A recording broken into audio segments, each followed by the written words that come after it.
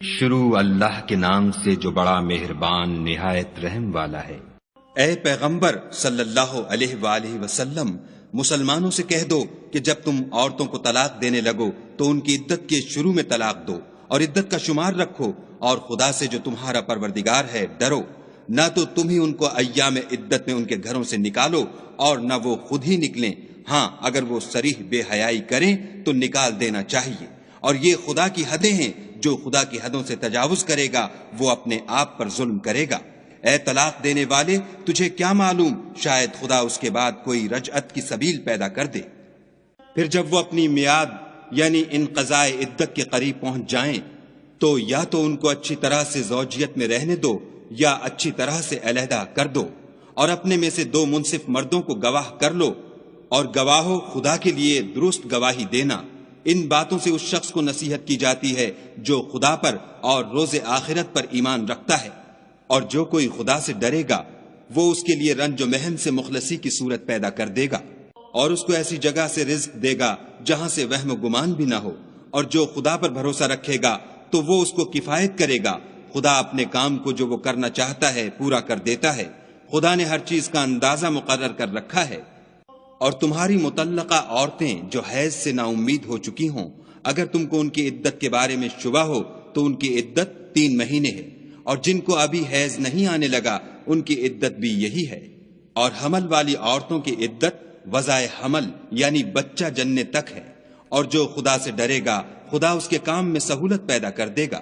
یہ خدا کے حکم ہیں جو خدا نے تم پر نازل کیے ہیں، اور جو خدا سے ڈرے گا وہ اس سے اس کے گناہ دور کر دے گا اور اسے اجر عظیم بخشے گا۔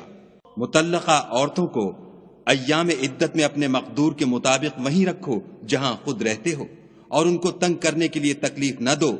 اور اگر حمل سے ہوں تو بچہ جننے تک ان کا خرچ دیتے رہو۔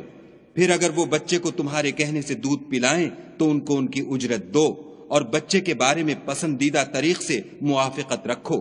اور اگر باہم ضد اور نا اتفاقی کرو گے تو بچے کو اس کے باپ کے کہنے سے کوئی اور عورت دودھ پلائے گی۔ صاحب وسعت کو اپنی وسعت کے مطابق خرچ کرنا چاہیے، اور جس کے رزق میں تنگی ہو وہ جتنا خدا نے اس کو دیا ہے اس کے موافق خرچ کرے۔ خدا کسی کو تکلیف نہیں دیتا مگر اسی کے مطابق جو اس کو دیا ہے، اور خدا ان قریب تنگی کے بعد کشائش بخشے گا۔ اور بہت سی بستیوں کے رہنے والوں نے اپنے پروردگار اور اس کے پیغمبروں کے احکام سے سرکشی کی تو ہم نے ان کو سخت حساب میں پکڑ لیا، اور ان پر ایسا عذاب نازل کیا جو نہ دیکھا تھا نہ سنا۔ سو انہوں نے اپنے کاموں کی سزا کا مزہ چکھ لیا، اور ان کا انجام نقصان ہی تو تھا۔ خدا نے ان کے لیے سخت عذاب تیار کر رکھا ہے۔ تو اے ارباب دانش جو ایمان لائے ہو، خدا سے ڈرو۔ خدا نے تمہارے پاس نصیحت کی کتاب بھیجی ہے، اور اپنے پیغمبر بھی بھیجے ہیں جو تمہارے سامنے خدا کی واضح المطالب آیتیں پڑھتے ہیں، تاکہ جو لوگ ایمان لائے اور عمل نیک کرتے رہے ہیں ان کو اندھیرے سے نکال کر روشنی میں لے آئیں، اور جو شخص ایمان لائے گا اور عمل نیک کرے گا ان کو باغہائے بہشت میں داخل کرے گا، جن کے نیچے نہریں بہ رہی ہیں، ابد الآباد ان میں رہیں گے۔ خدا نے ان کو خوب رزق دیا ہے۔ خدا ہی تو ہے جس نے 7 آسمان پیدا کیے، اور ویسی ہی زمینیں، ان میں خدا کے حکم اترتے رہتے ہیں، تاکہ تم لوگ جان لو کہ خدا ہر چیز پر قادر ہے، اور یہ کہ خدا اپنے علم سے ہر چیز پر احاطہ کیے ہوئے ہے۔